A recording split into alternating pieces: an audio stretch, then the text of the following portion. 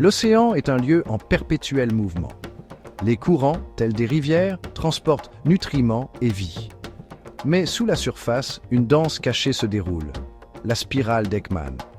Ce phénomène fascinant révèle comment les vents, la rotation de la Terre et la friction façonnent les mouvements océaniques. Imaginez une douce brise soufflant sur la vaste étendue de la mer.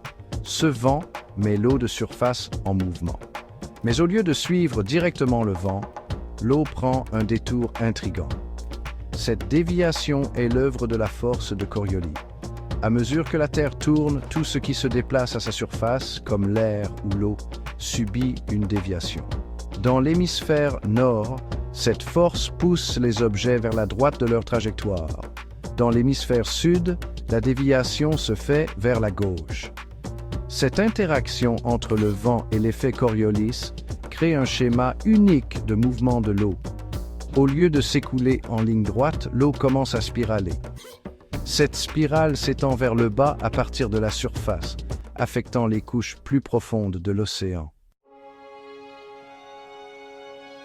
La force de Coriolis n'est pas le seul acteur à façonner la spirale d'Ekman. La friction au sein de l'eau elle-même joue également un rôle crucial. Lorsque les molécules d'eau se déplacent les unes par rapport aux autres, elles se frottent, créant une résistance.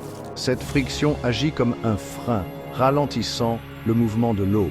Les effets combinés du vent, de la force de Coriolis et de la friction créent un phénomène remarquable. La couche superficielle de l'eau est déviée selon un angle par rapport au vent. La couche en dessous est également déviée, mais en raison de la friction, elle se déplace plus lentement et à un angle légèrement différent. Ce modèle se poursuit avec chaque couche d'eau successive. La vitesse de l'eau diminue avec la profondeur et la direction du mouvement change progressivement.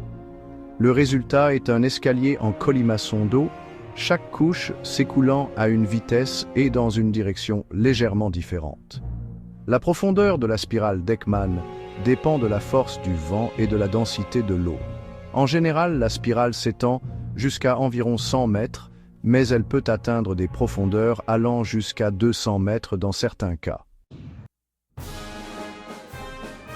La spirale d'Ekman peut sembler être une curiosité océanographique complexe, mais ses effets sont considérables. L'une des conséquences les plus importantes de la spirale d'Ekman est la remontée d'eau. La remontée d'eau est un processus par lequel l'eau profonde, riche en nutriments, est amenée à la surface. Imaginez un littoral où le vent souffle parallèlement à la côte. En raison de l'effet Coriolis, l'eau de surface est déviée de la côte. Cela crée un vide qui est comblé par l'eau remontant des profondeurs. Ce mouvement ascendant de l'eau est la remontée d'eau. La remontée d'eau apporte des nutriments essentiels à la surface, alimentant la croissance du phytoplancton. Ces algues microscopiques constituent la base du réseau alimentaire marin, soutenant une riche diversité de vie, du minuscule zooplancton aux grandes baleines. Les zones de remontée d'eau sont parmi les plus productives de l'océan. Elles soutiennent des pêcheries florissantes et jouent un rôle vital dans le cycle mondial du carbone. La spirale d'Ekman, en entraînant la remontée d'eau, joue un rôle crucial dans le maintien de la santé et de la productivité de nos océans.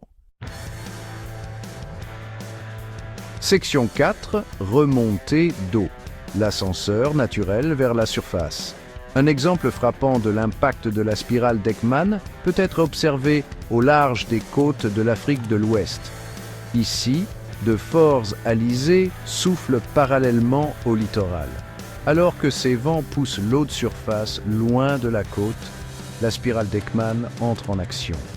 L'eau froide et riche en nutriments des profondeurs est aspirée vers le haut, remplaçant l'eau de surface déplacée.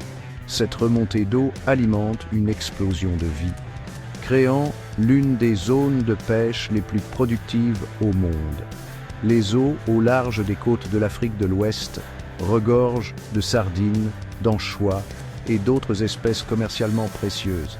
Ces poissons, à leur tour, nourrissent de plus grands prédateurs comme le thon, les requins et les oiseaux marins.